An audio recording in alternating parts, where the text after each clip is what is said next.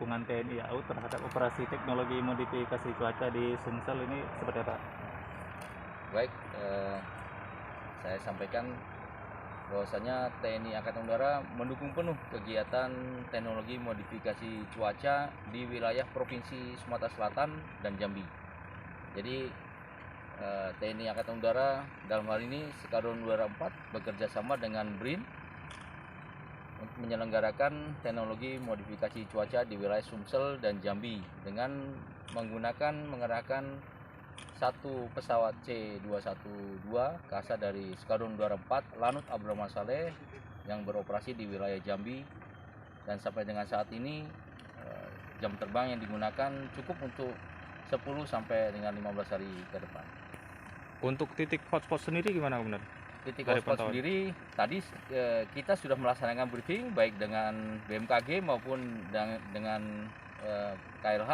Di situ disampaikan bahwasanya untuk hotspot memang saat ini belum ada, namun demikian potensi perkembangan hotspot bisa dikatakan ada dan bisa dikatakan dalam taraf sedang dan sampai dengan besar, sehingga kita melaksanakan kegiatan teknologi modifikasi cuaca ini dalam rangka memperpanjang proses terjadinya hujan atau musim hujan, sehingga peluang terjadinya hotspot bisa kita eliminir dengan segera.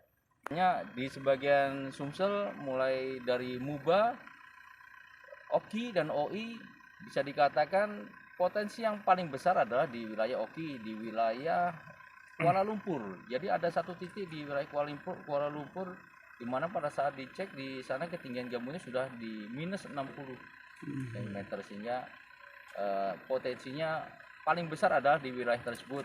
Nantinya operasi TMC ini difokuskan ke wilayah tersebut. Tapi secara umum memang itu, semuanya ada potensi, namun potensi paling besar adalah di wilayah Oki, yaitu di wilayah Kuala Lumpur. Dan untuk penerbangannya sendiri dalam satu hari berapa kali nanti?